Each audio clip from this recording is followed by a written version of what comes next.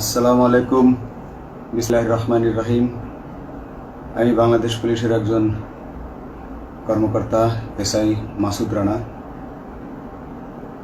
আমি আপনাদের কাছে কিছু তথ্য তুলে ধরতে চাই, যেটা বাংলাদেশের মানুষ অনেক দিন ধরেই জানে না, বা তারা এই প্রশ্নের উত্তর খুঁজছে অনেক বছর ধরে, কিন্তু কোনো উত্তর খুঁজে পায়নি।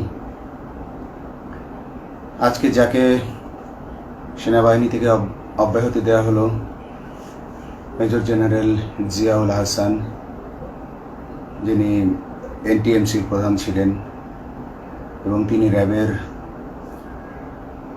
অতিরিক্ত পরিচালক ছিলেন। অতিরিক্ত পরিচালক অপারেশন।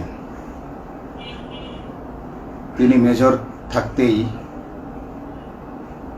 র্যাবে ছিলেন এবং বাংলাদেশে যত গুম খুন হয়েছে, বিএনপি সহ অন্যান্য যারা অ্যাক্টিভিস্ট, সেই গুম খুনের সাথে জড়িত এই জিয়াউল হাসান। অনেক নেতাদেরকেই র্যাবের কালো গাড়িতে করে সিভিলে ধরে আনা হতো, এনে র্যাব ওয়ানের গোপন আস্তানায় তাদেরকে আটক রাখা হতো। এরপর তাদেরকে সময় মতো অজ্ঞাত স্থানে নিয়ে তাদেরকে হত্যা করা হতো এবং অজ্ঞাত স্থানেই তাদের লাশ হয়তো নদীতে ডুবিয়ে দেওয়া হতো, নয়তো তাদেরকে দাফন করা হতো, নয়তো অ্যাসিডের মাধ্যমে তাদের লাশকে গলিয়ে দেওয়া হতো। আমি 2014 অক্টোবর থেকে 2017 ডিসেম্বর পর্যন্ত র্যাব সদর দপ্তরে কর্মরত ছিলাম। তখন র্যাবের ডিজি ছিলেন বেনজির, যিনি আজকে দেশের হাজার হাজার কোটি টাকা চুরি করে, পুলিশের হাজার হাজার কোটি টাকা চুরি করে পালিয়ে গেছেন বিদেশে। তো আমি দেখেছি অনেক মানুষকে কিভাবে অন্যায়ভাবে গ্রেফতার করে নিয়ে গুম করে রাখা হতো। আমি রিসেপশনে ডিউটি করতাম। গুম হয়ে যাওয়া মানুষের স্বজনেরা আমার কাছে আসতো, কিন্তু আমাদেরকে কঠোর নজরদারিতে রাখা হতো। সিসি ক্যামেরার আওতায় ছিলাম, তাদের সাথে আমরা ওভাবে কথা বলতে পারতাম না। তাদেরকে কোনো তথ্য দেওয়া নিষেধ ছিল আমাদের জন্য। কিন্তু তাদের স্বজনরা আসলে এসে যখন এখানে কান্না করতো, আমি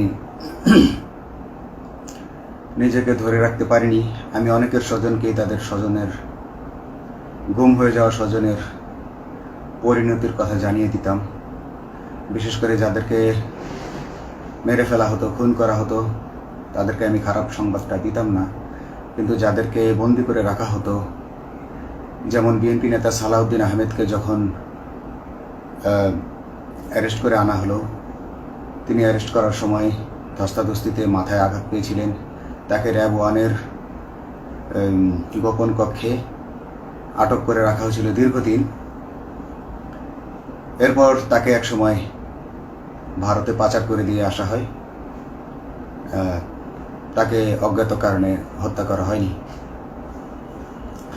তার ফ্যামিলি এসেছিল, তার স্ত্রী হাসিনা আহমেদ, তার ভাই গিয়াসউদ্দিন আহমেদ। ওনারা আমার কাছে বেশ কয়েকবার এসেছেন। আমি কয়েকদিন ওনাদের এই উদ্বেগ, উৎকণ্ঠা আমার সামনে বসে কান্নাকাটি দেখে আমি থাকতে পারিনি।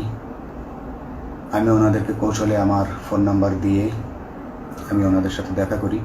দেখা করে ওনাদেরকে জানিয়ে দিই যে সালাউদ্দিন সাহেবকে হত্যা করা হয়নি, উনি জীবিত আছেন এবং ওনাকে হত্যা করার সিদ্ধান্ত নেওয়া হয়নি। এই সিদ্ধান্তগুলো জেনে নিতেন তিনি হচ্ছেন বর্তমানে মেজর জেনারেল জিয়াউল হাসান, যাকে আজকে অব্যাহতি দেওয়া হয়েছে। শুধু অব্যাহতি যদি দেয়া হয়, তাকে যদি বিচারের মুখোমুখি করা না হয়, তাহলে এই আন্দোলনের, এই স্বাধীনতার কোনো মূল্য থাকবে না। আমি আজকে আর কাউকে ভয় পাই না।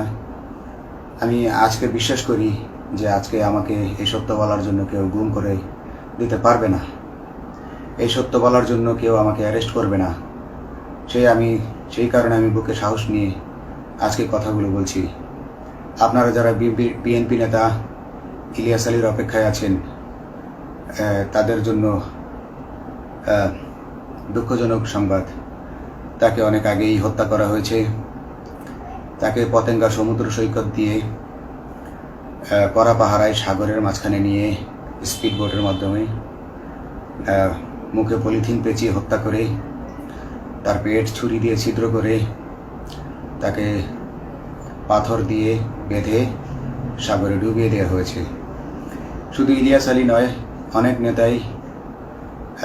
অনেক নেতার সন্ধান যারা আজও পাননি। কিছু মানুষ তো ঘর থেকে উদ্ধার হয়েছে, কিন্তু যাদেরকে আপনারা পাননি তাদের সবার এই করুণ পরিণতি হয়েছে। আমি যদিও তারা এই কাজগুলো অতি গোপনে করত এবং র্যাবের অন্যান্য শাখার কর্মরত কর্মকর্তা কর্মচারীরা এটা জানতো না, কিন্তু আমি অত্যন্ত বিচক্ষণভাবে আমি এই খবরগুলো নিতাম, কারণ আমি জানতাম এগুলো একদিন আমি প্রকাশ করতে পারবো। এবং এই দিনটার অপেক্ষায় ছিলাম আজকে এত বছর, মানুষের কাছে সত্য প্রকাশের। বাংলাদেশের মানুষ জানুক যে কারা খুনি, কারা এত মানুষকে গুম খুন করেছে, এই দেশ থেকে এই দেশে ত্রাসের রাজত্ব কায়েম করেছে। তারা মাদকের ক্রস ফায়ারের নামে যে হত্যা ট্র্যাডিশন চালু করেছিল, এই ট্র্যাডিশনের উদ্দেশ্য ছিল বিরোধী দলের লোকজনকে হত্যা করা। কারণ পুলিশ এবং সেনাবাহিনীর অনেকেই মানুষ হত্যা করতে ভয় পেত, তারা এটাতে অভ্যস্ত ছিল না। অনেকেই অনেক সাহসী, কিন্তু একটা মানুষকে হত্যা করার পর তারা আর ঘুমাতে পারতো না, তাই তারা এসব কাজ করতো না। কিন্তু খুনে হাসিনা কিছু মানুষকে এভাবে হত্যা করতে করতে পুরস্কৃত করার মাধ্যমে হত্যা করতে অভ্যস্ত করে ফেলে। তারাই এই গ্রেফতারকৃত এই গুমকৃত মানুষদেরকে গুলি করে হত্যা করত। এবং তারা এতটাই নিষ্ঠুর যে তারা এক একজন কয়েক শত করে হত্যা করেছে। এবং এই মানুষগুলোর সংখ্যা বেশি নয়, কারণ সবাই লাশ দেখতে পারে না। একটা মানুষকে খুন করার পর লাশের যে ছটফটানি এবং মাথায় গুলি করার পর মাথার যে বিকৃত অবস্থা, এই জিনিসগুলো আমাদের অনেকেই আমরা সহ্য করতে পারি না। তাই আমাদের মধ্য থেকে কিছু হায়নাকে বেছে নিয়ে তারা একটা টিম গঠন করে। তাদেরকে র্যাব সদর দপ্তরে বেনজির আহমেদ প্রতি মাসে পুরস্কার দিতে ডাকতেন এবং প্রত্যেকটা র্যাবের বিভিন্ন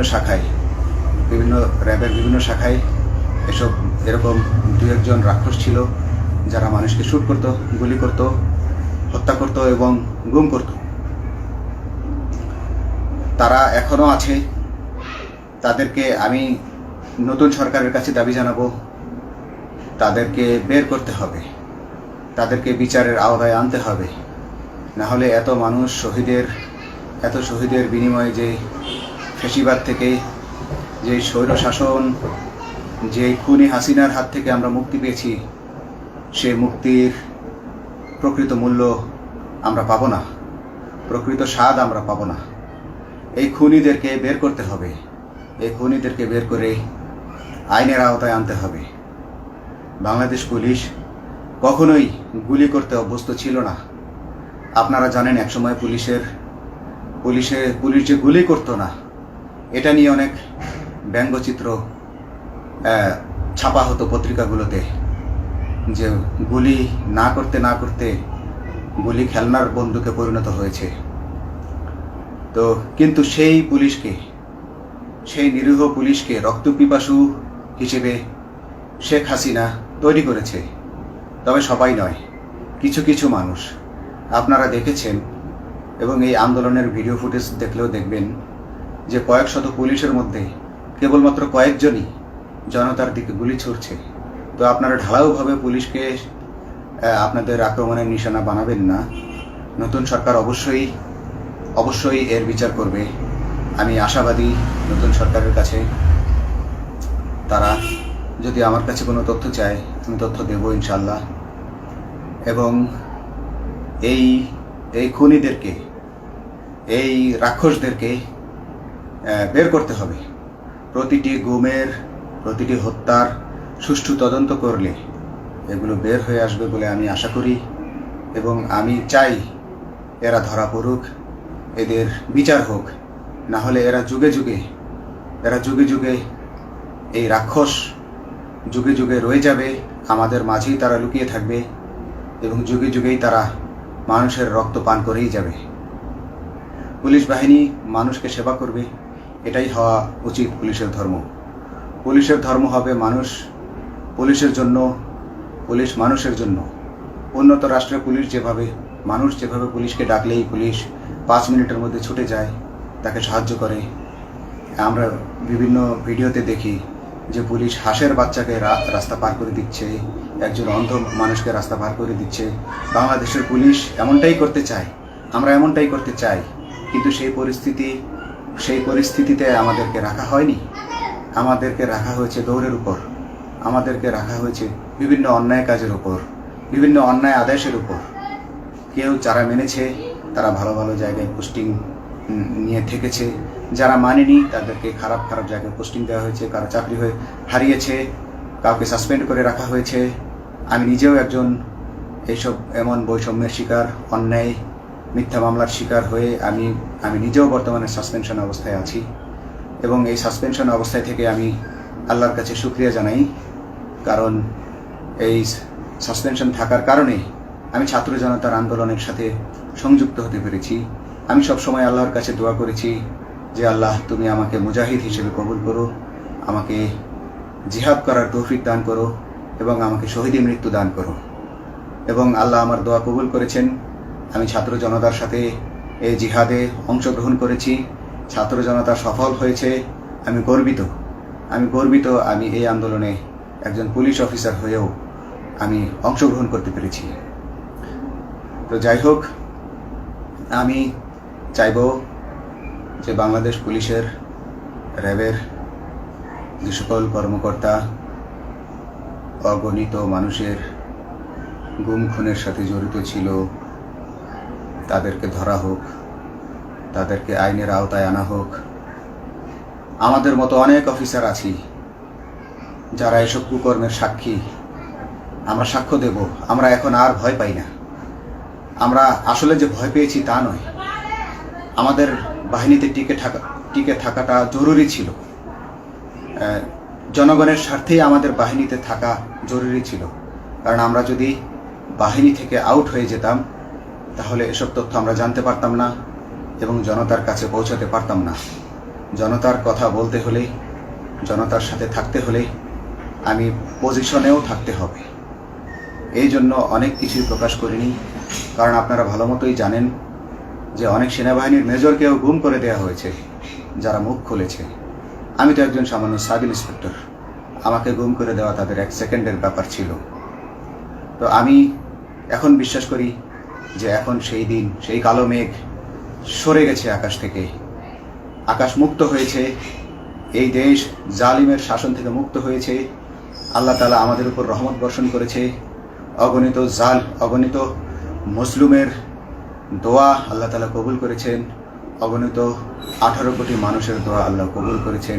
তাহলে এভাবে হঠাৎ করে 15 দিনের মধ্যে 15 বছর ধরে গড়ে ওঠা রাক্ষসের পতন ঘটা আল্লাহর রহমত ছাড়া এটা কখনোই সম্ভব হতো না। আমি আল্লাহর উপর ভরসা রেখে বলছি, আপনারা নতুন প্রশাসনকে ঢেলে সাজান, পুলিশ বাহিনীকে ঢেলে সাজান। এই সিস্টেমের মধ্যেই, পুলিশের এই সিস্টেমের মধ্যেই গণ্ডগোল আছে, নিয়োগের মধ্যে গণ্ডগোল আছে। আপনারা এই সিস্টেমগুলো পরিবর্তন করুন, আপনারা এই সিস্টেম পরিবর্তনে সাহায্য করুন এবং পুলিশ ডিপার্টমেন্টে যত ডিপার্টমেন্টাল পরীক্ষা আছে এগুলো তুলে দেন। এই ডিপার্টমেন্টাল পরীক্ষাগুলোর মাধ্যমে আমাদের ঊর্ধ্বতনরা আমাদের গলা সবসময় চিপে ধরে রাখে, ঠিক আছে? সেজন্য আমরা তাদের কাছে সবসময় আটকা থাকি। এই জন্য আমরা অনেক কিছু বলতে পারি না, অন্যায়ের প্রতিবাদ করতে পারি না। তো এই সিস্টেম পরিবর্তন জরুরি। ডিপার্টমেন্টে কোনো পরীক্ষা থাকা যাবে না। কনস্টেবল হতে যারা একটা নির্দিষ্ট সময় পর তার বিভিন্ন কোর্স করানোর মাধ্যমে তার প্রমোশন হতে হবে। সাব ইন্সপেক্টরে ভর্তি হয়ে 5 বছর পর ইন্সপেক্টর হিসেবে পদোন্নতি পাবে, তার 5 বছর পর সহকারী পুলিশ সুপার হিসেবে পদোন্নতি পাবে এভাবে আইন পরিবর্তন করতে হবে। তাদেরকে দক্ষ করে গড়ে তোলার জন্য বিশেষ কোর্সের আয়োজন করতে হবে এবং সৎভাবে বাঁচার জন্য সঠিক বেতন কাঠামো এবং ভালো কাজের জন্য পুরস্কার এর ব্যবস্থা করতে হবে। বিভিন্ন যে চোরাই মাল মাদক উদ্ধারের জন্য সেক্ষেত্রেও বিশেষ পুরস্কারের ব্যবস্থা থাকতে হবে এবং বাসস্থান এবং যানবাহন, পুলিশের যেই ব্যয়টা হয় সেটা হচ্ছে বাসস্থান এবং যানবাহন। পুলিশ আমরা নিজের বেতনের টাকা দিয়ে মোটর সাইকেল কিনে চাকরি করতে হয়, এই বিষয়টা যেন না করতে হয় এবং সরকারি বাসস্থান যদি আমাদেরকে দেয়া হয় তবে আমরা বেতনের টাকা দিয়ে আমরা মানুষকে সেবা দিতে পারবো, সৎভাবে চলতে পারবো এবং দেশের মানুষকে সন্তুষ্ট করতে পারবো ইনশাআল্লাহ। তো আমি আপনাদেরকে প্রথমে যেই তথ্যগুলো দিয়েছি গুম খুনের বিষয়ে, আপনারা এই তথ্যগুলো অনুসন্ধান করুন, অনুসন্ধানে টিম গঠন করুন। প্রত্যেকটা গুম খুনের বিচার হতে হবে এই দেশে। যারা আটক ছিলেন অনেকেই হয়তো এখন আয়নাঘর থেকে মুক্তি পেয়েছেন, কিন্তু যারা দুর্ভাগ্যের শিকার হয়ে মৃত্যুবরণ করেছেন তাদের আত্মীয় স্বজনরা, তাদের প্রতি আমার সমবেদনা রইল। তারা জোর দাবি তুলুন, তারা সবাই সরকারের কাছে আপনাদের পরিবার পরিজনের নিখোঁজ হওয়ার বিষয়টি তুলে ধরুন, আপনারা জোর দাবি জানান এবং গুম খুন তদন্তে একটি তদন্ত কমিটি গঠন করা হোক, যেখানে কোনো পুলিশ বা সেনাবাহিনীর সদস্য থাকবে না। এটা হতে পারে বিচার বিভাগীয় তদন্ত বা অন্য কারো মাধ্যমে, কিন্তু এই হায়নাদের এই খুনিদেরকে বের করুন, বের করে এদেরকে শাস্তির আওতায় আনুন, তবেই এই তারা তাদের বলিদান সফল হবে। আসসালামু আলাইকুম।